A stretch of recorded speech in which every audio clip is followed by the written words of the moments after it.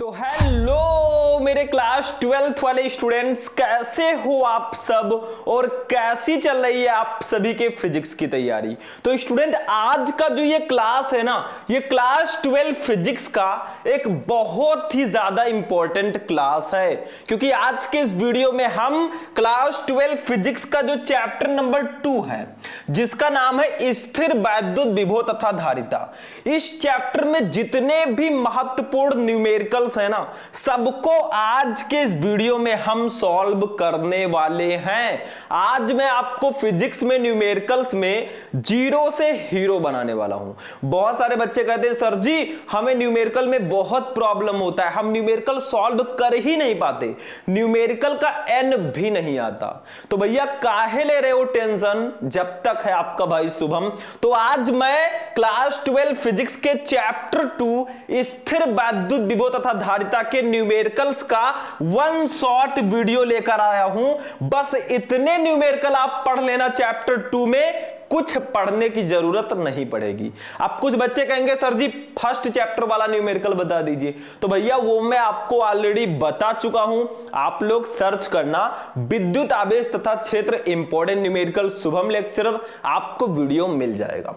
और ये कोई छोटा मोटा ऐसा वैसा वीडियो नहीं है, इसमें जो मैंने न्यूमेरिकल्स लिए हैं ना, मैं पहले दिखा देता हूं आपको। ये न्यूमेरिकल देखो 2018 में आ चुका है, सर्किट से रिलेटेड है। उसके बाद में ये वाला न्यूमेरिकल देखो 3 बार आपके बोर्ड एग्जाम में आया, इसको सॉल्व करेंगे। ये वाला न्यूमेरिकल भी 3 बार आपके बोर्ड एग्जाम में आया, इसको सॉल्व करेंगे। फिर ये एक सर्किट से रिलेटेड न्यूमेरिकल सॉल्व करेंगे, बहुत इंपॉर्टेंट है, लघु उत्तरीय प्रश्नों में आता है। उसके बाद में ये वाला न्यूमेरिकल सॉल्व करेंगे। तो ये सारे न्यूमेरिकल टॉप 5 जो न्यूमेरिकल्स है ना, उनको आज के इस वीडियो में हम सॉल्व करने वाले हैं। तो बस आप लोग वीडियो को लाइक करना और चैनल को सब्सक्राइब कर लेना। और अगर आप लोग चाहते हैं मैं ऐसे ही सारे सब्जेक्ट के, मतलब फिजिक्स के सारे चैप्टर के न्यूमेरिकल बताऊं ना, तो बस आप लोगों को लाइक करना और कमेंट में लिख देना फुल चैप्टर न्यूमेरिकल। ये जो हमारा न्यूमेरिकल का सिलसिला है ना, ये जाकर लास्ट चैप्टर पर ही रुकेगा। अगर आप लोगों ने कमेंट कर दिया, एक एक बच्चे को कमेंट करना और लाइक करना है। चलो भैया स्टार्ट करते हैं। सबसे पहले अपने फर्स्ट वाले न्यूमेरिकल को हम लोग देखेंगे, ध्यान से समझना भैया। और इसमें संधारित्र की धारिता से रिलेटेड तो न्यूमेरिकल रहेंगे ही। देखो पढ़ो पहले, बिल्कुल हलवा है एकदम, बस उठाकर खा लेना है। देखो चित्रानुसार संयोजन के समतुल्य संधारित्र की धारिता की गणना कीजिए। मतलब आपको इस सर्किट में संधारित्र की तुल्य धारिता निकालनी है, 2018 में आ चुका है। देखो भैया हमें क्या दिया गया है, एक सर्किट दिया गया है, इसमें 3 संधारित्र लगे हुए हैं। एक है C1 जिसकी धारिता 5 माइक्रोफैरड है, दूसरा है C2 जिसकी धारिता 10 माइक्रोफैरड है, तीसरा है C3 जिसकी धारिता 3 माइक्रोफैरड है। अब यहां पे पॉइंट वाली बात क्या है, आपको यह पहचानना है कि भैया इसमें कौन सा संधारित्र श्रेणी क्रम में है, कौन सा समांतर क्रम में। तो देखो ये C1 और C2 ये श्रेणी क्रम में होगा। देखो C1 का जो दूसरा प्लेट है ना, इसकी पहली प्लेट से डायरेक्टली जुड़ा है, अगर इधर से देखें तो ये श्रेणी क्रम में होगा। तो पहले C1 और C2 को श्रेणी क्रम में जोड़ेंगे, उसका फॉर्मूला लगाएंगे, जो वैल्यू आएगी ना उसको, और C3 को समांतर क्रम में जोड़ देंगे, ये न्यूमेरिकल हो जाएगा। तो देखो हमें जो जो दिया गया उसको लिखते हैं। पहले C1 दिया गया है, C2 दिया गया है, C3 दिया गया है, तीनों दिया गया बच्चा पार्टी। तो हम C1 की वैल्यू लिखेंगे 5 माइक्रोफैरड, दूसरा दिया गया है C2 10 माइक्रोफैरड, तीसरा दिया गया है C3 3 माइक्रोफैरड। अब पहले हम लोग क्या करेंगे, C1 और C2 को श्रेणी क्रम में जोड़ देंगे। ठीक है, तो लिखो भैया संधारित्र C1 व C2 श्रेणी क्रम में हैं। ठीक है, तो इन दोनों को श्रेणी क्रम में जोड़ेंगे। तो देखो श्रेणी क्रम में संधारित्र की धारिता का फॉर्मूला होता है 1/C इक्वल टू होता है 1/C1 प्लस 1/C2। मतलब जितने संधारित्र लगे हैं ना, उन सबको जोड़ देना है, ये C2 कर देना। ठीक है, थोड़ा सा मैं सही कर देता हूं, देखो 1/C2। ठीक है, ये होता है श्रेणी क्रम में संधारित्र की धारिता का फॉर्मूला। अब देखो C1 के जगह पर वैल्यू रख देंगे C2 के जगह पर, तो हमारी इन दोनों संधारित्र की तुल्य धारिता आ जाएगी। नेक्स्ट पेज यूज करेंगे, देखो 1/C इक्वल टू हो जाएगा 1/C1 की वैल्यू कितनी है, देख लो साइड में, देखो C1 की वैल्यू है 5 माइक्रोफैरड, C2 की है 10, तो यहां पे लिखेंगे 1/5 प्लस 1/10 लिख देंगे। ठीक है, अब देखो भैया ध्यान से समझो, इन दोनों का एलसीएम ले लेंगे साइड में। देखो 10 और 5 का एलसीएम 10 होगा, 5 2 जा 10, 2 1 जा 2 प्लस 10 1 जा 10, ये 1 हो जाएगा। तो आपका आएगा फाइनली 1/c इक्वल टू आ जाएगा, ये हो जाएगा 2 और 1 जुड़ेगा तो ये हो जाएगा 3/10 हो जाएगा। अब तिरछा गुणा कर लो भैया इसका, देखो 3 का c से गुणा करेंगे, कैंची गुणा, तो 3c इक्वल टू हो जाएगा 10।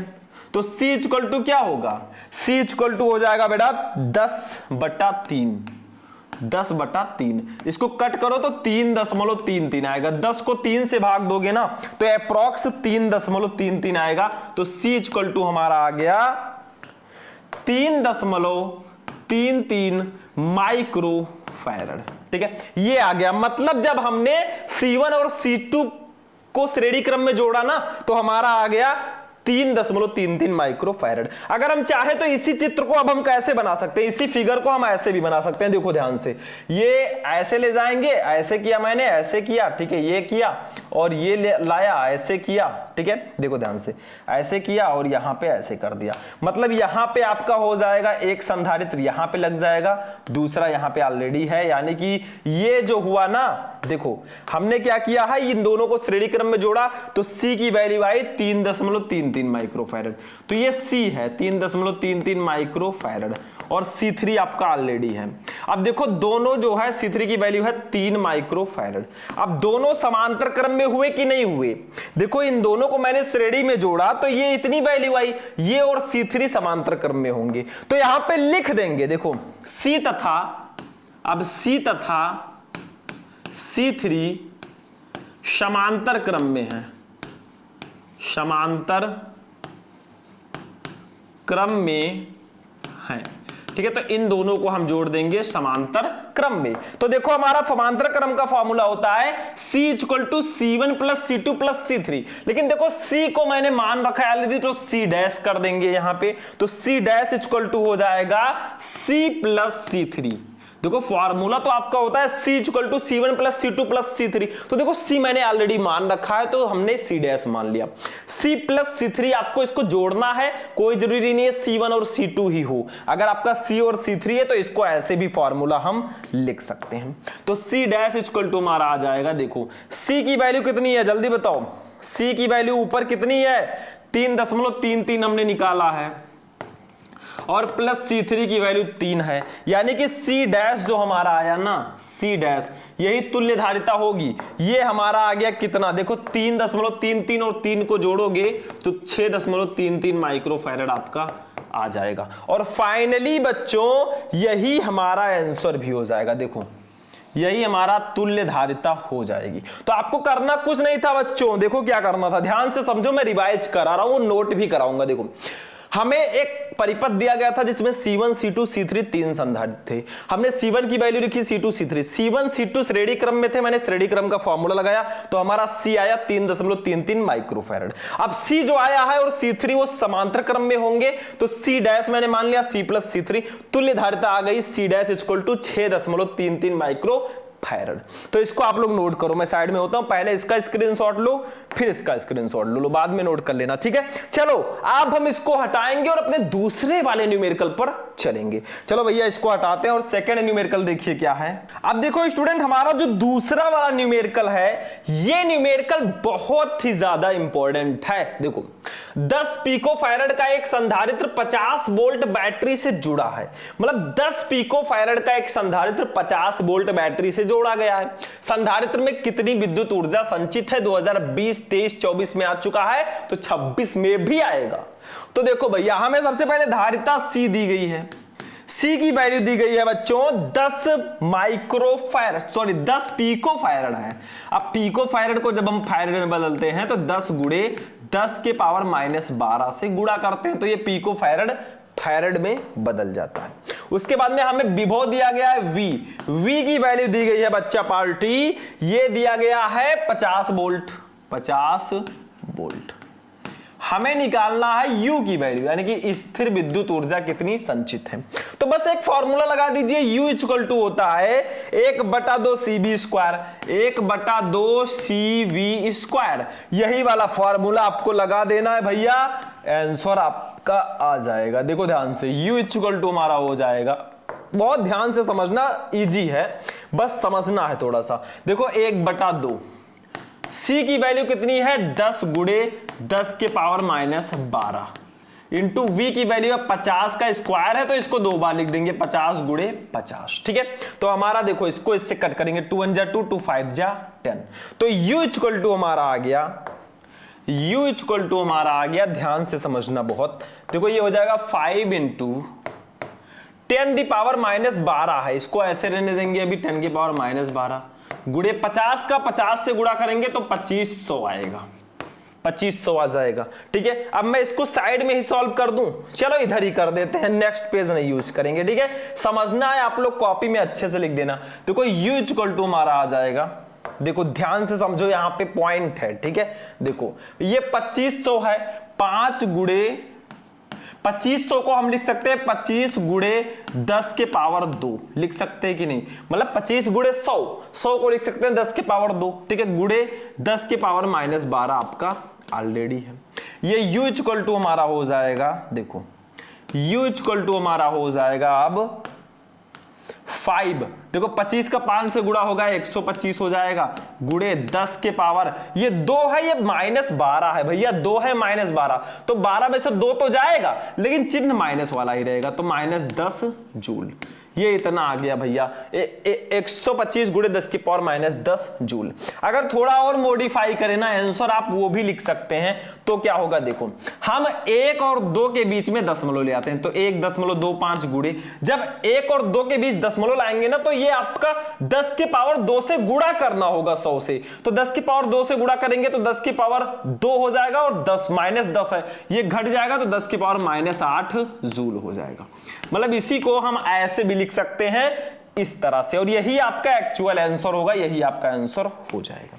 तो बहुत इजी था। देखो हमें धारिता C दी गई थी 10 पिको फैरेड, मैंने फैरेड में बदल लिया, 10 गुणे 10 की पावर -12।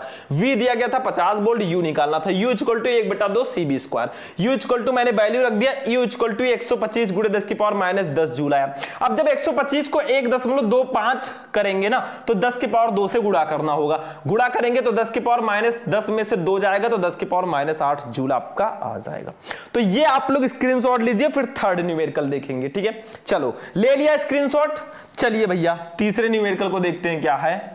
अब देखिए स्टूडेंट, हमारा जो तीसरा वाला न्यूमेरिकल है ना, ये भी कुछ इसी से रिलेटेड है, लेकिन थोड़ा सा चेंज है बच्चों, ध्यान से समझना। और ऐसा नहीं कि मैं जो पढ़ा रहा हूं उसको एक कान से सुना दूसरे से निकाल दिया, ऐसे करोगे ना तो कभी आप अच्छा परसेंटेज नहीं ला पाओगे, आप कभी टॉपर नहीं बन पाओगे। एक फुल कॉन्सेंट्रेशन होना चाहिए किसी टॉपिक पर। चलो तीसरा देखो, देखो ध्यान से समझो, एक 10 माइक्रोफैरेड के संधारित्र का विभवांतर 100 वोल्ट से 200 वोल्ट कर देने पर उसकी ऊर्जा में परिवर्तन ज्ञात कीजिए। यहां पे ऊर्जा में परिवर्तन ज्ञात करना है, 2014, 18, 24 में आ चुका है। तो भैया धारिता हमें दी गई है, C की वैल्यू पहले दिया गया है, उसको लिखेंगे। ये दिया गया है कितना, 10 माइक्रोफैरेड, फैरेड में बदलो तो 10 गुणे 10 की पावर -6 फैरेड हो जाएगा ये। ठीक है, उसके बाद में हमें दिया गया विभवांतर जो है वो 100 वोल्ट से 200 वोल्ट हो रहा है, यानी कि B1 और B2 की वैल्यू दी गई है। B1 की वैल्यू है बच्चों 100 वोल्ट, क्या है 100 वोल्ट, और B2 की वैल्यू जो है बच्चों वो है 200 वोल्ट, 200 वोल्ट। हमें ऊर्जा में परिवर्तन इसमें निकालना है, यानी कि हमें निकालना है बेसिकली U निकालना है, डेल्टा U निकालना है, ऊर्जा में परिवर्तन निकालना है बेटा, तो इसको डेल्टा U से हम लोग डिनोट करेंगे। तो देखो ऊर्जा में परिवर्तन का एक फॉर्मूला होगा, डेल्टा U इक्वल टू हो जाएगा, ध्यान से समझना, सिंपल सा है, 1/2 C और ब्रैकेट में हम लोग लिखेंगे B2 स्क्वायर -B1 स्क्वायर। ठीक है, ये होगा फॉर्मूला ऊर्जा में परिवर्तन का। ठीक है, ये हो जाएगा। इस पर वैल्यूज को रख देते हैं। देखो डेल्टा यू इक्वल टू हमारा हो जाएगा, ध्यान से समझना, कुछ है नहीं इसमें, 1/2 गुणे सी की वैल्यू कितनी है ऊपर देखो 10 गुणे 10 के पावर -6 है, गुणे मत लिखिए, ये लिख दीजिए ब्रैकेट में। देखो V2 की वैल्यू है 200, तो 200 का स्क्वायर कर देंगे, और -B1 की वैल्यू है 100, तो 100 का स्क्वायर कर देंगे। ठीक है, इतना आ गया। चलो भैया आगे बढ़ते हैं। तो हमारा हो जाएगा, इस पेज में मैं लाता हूं, डेल्टा U इक्वल टू हो जाएगा, देखो ध्यान से समझो, यहां पे थोड़ा काट पीट करना पड़ेगा। 2 1 जा 2, 2 5 जा 10 कर दीजिए, तो ये हो जाएगा 5 × 10⁻⁻6। तो इसको लिखेंगे यहां पे 5 × 10⁻⁻6। अब ब्रैकेट में क्या होगा, देखो 200 का स्क्वायर करेंगे तो 40,000 आएगा, और 100 का स्क्वायर करेंगे तो 10,000 आएगा, तो ये हो जाएगा 40,000 -10,000। ठीक है, 10,000 हो जाएगा, इतना हो गया।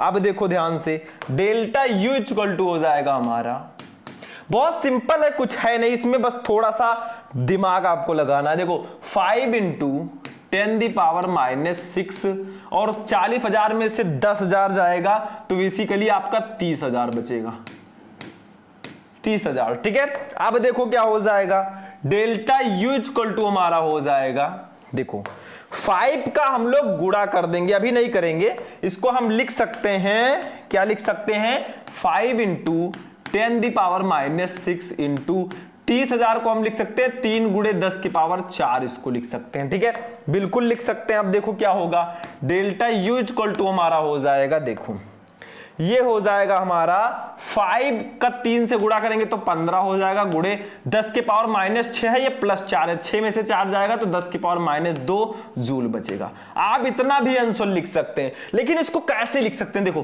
15 × 10⁻2 है, इसको 10⁻2 को नीचे लाएंगे तो 10⁻2 होगा, तो 15/10⁻2 को 100 लिख सकते हैं। अब 15 को 100 से भाग देंगे तो 0.15 आएगा, तो इसको हम 0.15 जूल भी लिख सकते हैं। डेल्टा U इक्वल टू हम लिख सकते हैं 0.15 जूल, मतलब इसी 15 × 10⁻2 को हम 0.15 जूल भी लिख सकते हैं, और बेसिकली हमारा यही आंसर भी हो जाएगा। बस हो गया भैया, यही ऊर्जा में परिवर्तन होगा। तो देखो हमें धारिता दी गई थी, V1 V2 दिया गया था, हमने ऊर्जा में परिवर्तन डेल्टा U का फॉर्मूला लगाया, 1/2 C B2² - B1²। ये फाइनली हमारा आंसर आ गया, delta U equal to 0.15 joule. चलो इसको नोट करो, पहले इसका स्क्रीनशॉट लो फटाफट, अब इसका स्क्रीनशॉट लो। अब हम नेक्स्ट क्वेश्चन पे चलेंगे। चलो इसको सबको हटाते हैं, और ये देखो हमारा नेक्स्ट क्वेश्चन क्या है, ध्यान से समझो, ये हमारा चौथा क्वेश्चन है। अब देखो स्टूडेंट, हमारा जो नेक्स्ट वाला न्यूमेरिकल है ना, ये भैया लघु उत्तरीय प्रश्नों में डायरेक्टली पूछा जाता है, 3-3 नंबर वालों में। देखो क्या है, ध्यान से समझना, दिए गए परिपथ में दोनों संधारित्रों पर संचित आवेशों की गणना कीजिए, 2014-19-22 में आ चुका है। मतलब आपको क्या करना है, यहां पे दो संधारित्र, एक सर्किट दिया गया है, ए और बी दो बिंदु हैं, यहां पे दो संधारित्र लगे हैं 4 माइक्रोफैरड और 6 माइक्रोफैरड के, दो प्रतिरोध रखा है 4 ओम और 5 ओम का। ठीक है, एक आंतरिक प्रतिरोध है 1 ओम का, विद्युत वाहक बल 20 वोल्ट है। सबको हम पहले लिखेंगे, ध्यान से समझना। देखो हमें विद्युत वाहक बल जो है ई दिया गया है, ये कितना दिया गया है, सारी वैल्यूज को पहले लिखो, तभी ये न्यूमेरिकल सॉल्व कर पाओगे। ये दिया गया है 20 वोल्ट, ये देखो यहां पे दिया गया। ठीक है, उसके बाद में हमें दो धारिता दी गई है, देखो C1 और C2, C1 और C2। आपको निकालना यहां पे संचित आवेश है, लेकिन अभी समझो, अभी मैं बताऊंगा। ठीक है, C1 की वैल्यू है 4 माइक्रोफैरड और C2 की वैल्यू है 6 माइक्रोफैरड। उसके बाद में हमें दो प्रतिरोध दिए गए हैं, एक प्रतिरोध है R1 और दूसरा प्रतिरोध है R2। R1 की जो वैल्यू है वो दी गई है बच्चों 4 ओम, और R2 की वैल्यू जो है वो 5 ओम दी गई है। ठीक है, इतना दिया गया है। एक हमें दिया गया आंतरिक प्रतिरोध स्मॉल r दिया गया है, ये कितना दिया गया है, 1 ओम दिया गया है। कितना, 1 ओम दिया गया है। हमें निकालना क्या है, बेसिकली हमें निकालना है आवेश, और आवेश को हम लोग डिनोट करते हैं Q से, ये हमें निकालना है।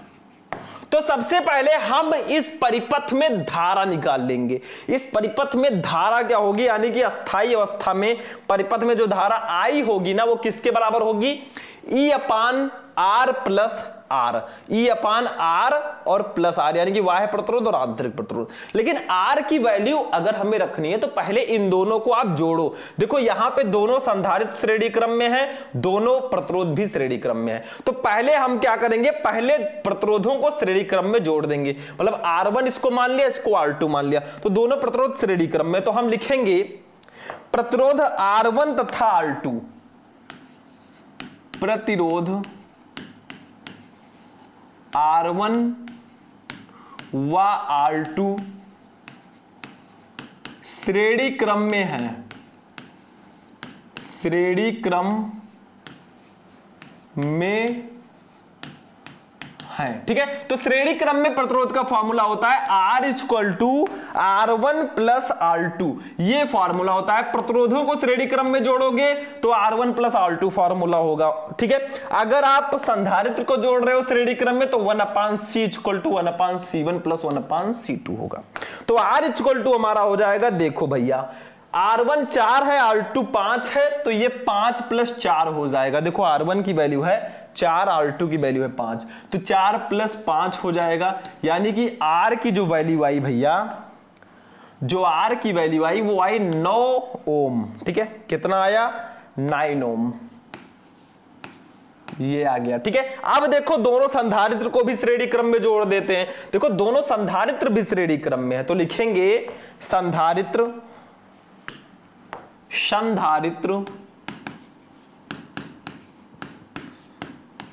C1 व C2 श्रेणी क्रम में है, श्रेणी क्रम में है। ठीक है, तो इसका फॉर्मूला जो होगा वो हो जाएगा 1/C इक्वल टू, मैंने बताया था श्रेणी क्रम में संधारित्र की धारिता का फॉर्मूला होता है 1/C equal to 1/C1 plus 1/C2। ठीक है, अब देखो क्या करेंगे, यहां पे हम वैल्यू रख देंगे 1/C इक्वल टू हो जाएगा, देखो 1/C1 की वैल्यू कितनी है, साइड में देख लो, 4 माइक्रोफैरड, C2 की 6 है, तो 1/4 प्लस 1/6, 4 और 6 का एलसीएम लोगे कितना आएगा बताओ, 2 2 जा 4, 2 3 जा 6, यानी कि 12 आएगा, 12। तो 4 3 जा 12, 3 1 जा 3 और प्लस 6 2 जा 12, 2 1 जा 2, तो ये 1/C इक्वल टू हमारा आ जाएगा, 1/C इक्वल टू आएगा 5/12। कितना आएगा भैया, 5/12। ठीक है, ये इतना आ गया। तिरछा गुणा कर दो तो 5 का C से गुणा होगा, मैं साइड में ही थोड़ा सा सॉल्व कर लेता हूं ये वाला। ठीक है, तो 5 का C से गुणा होगा तो 5C इक्वल टू हो जाएगा। देखो ध्यान से, 12 का 1 से गुणा होगा तो ये 12 हो जाएगा। अब C इक्वल टू हमारा हो जाएगा 12/5, 12/5, इसको कट करोगे तो 5 2 जा 12.4, तो ये आ जाएगा C इक्वल टू आ जाएगा 2.4 माइक्रोफैरड, ये इतना आ गया बच्चों। ठीक है, ये आ गया C की वैल्यू। अब देखो हमें अगर क्या निकालना है, संचित आवेशों की गणना करनी है, यानी कि Q हमें निकालना है, तो Q इक्वल टू C भी होता है। अब देखो C तो हमें पता चल गया, लेकिन भैया B नहीं पता है। अब B निकालने के लिए हम क्या करेंगे, ओम का नियम लगाएंगे, V इक्वल टू IR। तो हमें R तो पता है लेकिन I नहीं पता है, तो पहले धारा निकाल लो, इस परिपथ में बहने वाली धारा पहले हम लोग निकाल लेते हैं। तो लिखेंगे यहां पे, ध्यान से समझो, इस पेज में लिखेंगे अस्थाई अवस्था में, अस्थाई अवस्था में, अवस्था में परिपथ में धारा, परिपथ में धारा। अब धारा को हम लोग डिनोट करते हैं I से, I इक्वल टू जो यहां पे फॉर्मूला होगा ना वो होगा E अपान R प्लस R, ये हो जाएगा फॉर्मूला। इसी फॉर्मूले से हम धारा को निकाल लेंगे। ठीक है, ध्यान से समझना, ये देखो। ठीक है, I इक्वल टू ये आ गया आपका। अब देखो इधर I इक्वल टू हमारा हो जाएगा, देखो E की वैल्यू कितनी है, ई की वैल्यू कितनी है जल्दी बताओ। ई की वैल्यू हमने लिखी थी 20 वोल्ट, ठीक है। वहां पे स्मॉल आर की वैल्यू 1 है आंतरिक प्रतिरोध, और 1 आर हमने निकाला, इसकी वैल्यू 9 है। तो यहां पे लिखेंगे 20 ई के जगह पर। कैपिटल आर की वैल्यू हमने निकाली है, दोनों प्रतिरोधों को जोड़ा तो 9 आया, और प्लस स्मॉल आर की वैल्यू 1 है, तो ये हो जाएगा 20/10। जब आप लोग इसको कट करोगे तो भैया आई की वैल्यू जो आएगी ना वो 2 एम्पियर आएगी। आई इक्वल टू आ जाएगी 2 एम्पियर, ठीक है, ये इतना आ जाएगा, 2 एम्पियर आ जाएगा। तो ये हमारी अभी धारा आई है। अब हम लोग क्या निकालेंगे, पहले देखो ओम का नियम लगाना है तो V equal to I R होता है, ठीक है, अगर विभव निकालना है, क्योंकि आपको आवेश निकालना है तो Q इक्वल टू सी भी होता है। अब C तो हमें पता है, V नहीं पता है, तो V equal to I R. तो हम पहले A और V के सिरों के बीच विभवांतर निकाल लेंगे, ठीक है। तो यहां पे लिखेंगे A व B के सिरों के बीच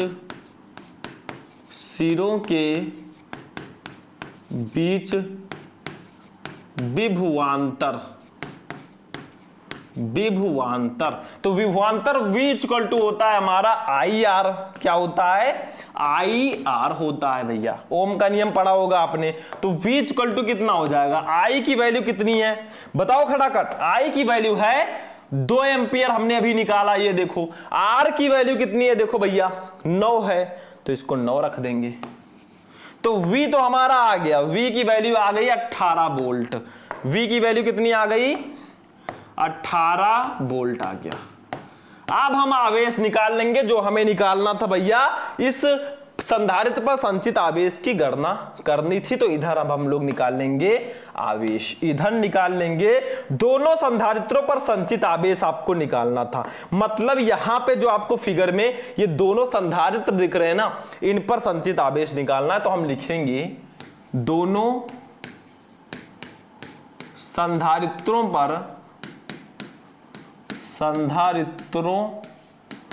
पर संचित आवेश, ठीक है। तो आवेश का फॉर्मूला होता है Q इक्वल टू होता है बच्चों CV। Q इक्वल टू होता है CV। इसी फॉर्मूले पर हम लोग रख देंगे तो Q इक्वल टू हो जाएगा, देखो C की वैल्यू कितनी है जल्दी बताओ। C की वैल्यू हमने निकाली थी, वो देखो 2.4 माइक्रोफैरड। तो ये 2.4 हो जाएगा, गुणे V की वैल्यू है 18 हमने निकाली है, देखो ये 18 वोल्ट, ठीक है। तो ये जब आप लोग गुणा करोगे ना तो Q इक्वल टू आपका अप्रॉक्स जो आंसर आएगा वो आ जाएगा 43.2 माइक्रो कूलाम। देखो आवेश का जो मात्रक आएगा ना वो माइक्रो कूलाम में आएगा। क्यों, क्योंकि जो हमारी धारिता है वो माइक्रो फैरड में है, तो ये माइक्रो कूलाम में हमारा आवेश आ जाएगा, ठीक है। समझ में आ गया। तो यही संचित आवेश होगा, इसी को निकालने के लिए हमने इतना मेहनत किया था। समझ में आया। चलो एक बार फिर से रिवाइज करता हूं। देखो हमें एक सर्किट दिया गया था, 2 संधारित्र था, 2 प्रतिरोध था, विद्युत वाहक बल था, आंतरिक प्रतिरोध था। हमने विद्युत वाहक बल लिखा, C1 C2 लिखा, R1 R2 लिखा और स्मॉल r लिखा। पहले हमने दोनों प्रतिरोधों को श्रेणी समांतर क्रम में जोड़ दिया, ठीक है, श्रेणी क्रम में जोड़ दिया तो R की वैल्यू 9 ओम आई। फिर C1 और C2 को श्रेणी क्रम में जोड़ा तो तुल्य धारिता 2.4 माइक्रोफैरड आया। फिर अस्थायी अवस्था में धारा हमने निकाला 2 एम्पियर। A व B के बीच विभवांतर निकाला 18 वोल्ट और फाइनली आवेश निकाल लिया 43.2 माइक्रो कूलम। चलो एक एक को मैं नोट कराता हूं। पहले इसका स्क्रीनशॉट लो, फिर इसका लो और फिर लास्ट में इसका ले लो।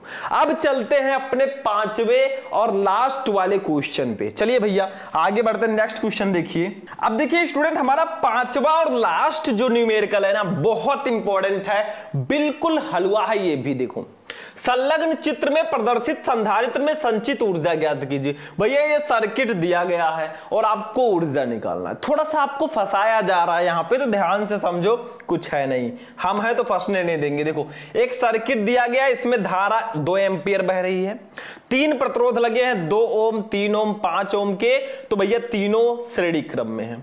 एक संधारित्र लगा है 2 माइक्रोफैरड का। हमें निकालना है संचित आवेश U equal to 1/2 CB square होता है। तो हमें पहले धारा दी गई है I, फिर धारिता दी गई है C, फिर R1 R2 और R3 की वैल्यू दी गई है। देखो सबको हम मान लेते हैं, किसी को R1, किसी को R2, किसी को R3। तो देखो I की वैल्यू दी गई है 2 एम्पियर, धारिता दी गई है 2 माइक्रोफैरड, फैरड में बदलोगे तो ये आएगा 2 गुणे 10 के पावर -6 फैरड। ठीक है, R1 की वैल्यू दी गई है, देखो एक एक को लिख लो। R1 की, मैं इसको R1 मानता हूं 2 ओम, इसको R2 मानता हूं 3 ओम, और इसको I3 मानता हूं 5 ओम। ठीक है, पहले आप लोग क्या कीजिए, पहले देखो तीनों प्रतिरोध समांतर श्रेणी क्रम में है, तो तीनों को श्रेणी क्रम में जोड़ देंगे। तो लिखेंगे R1, R2 व R3 प्रतिरोध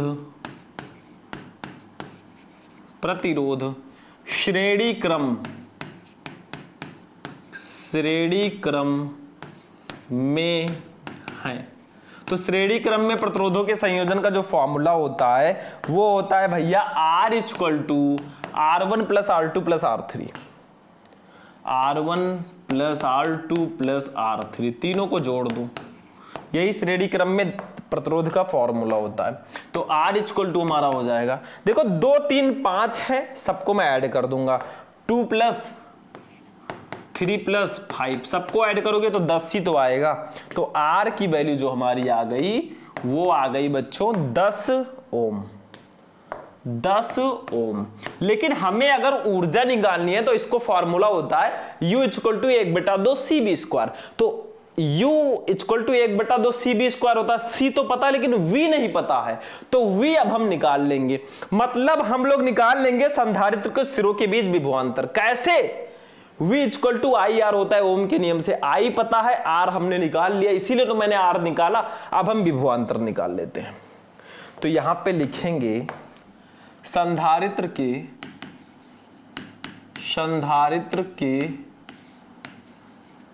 सिरों के बीच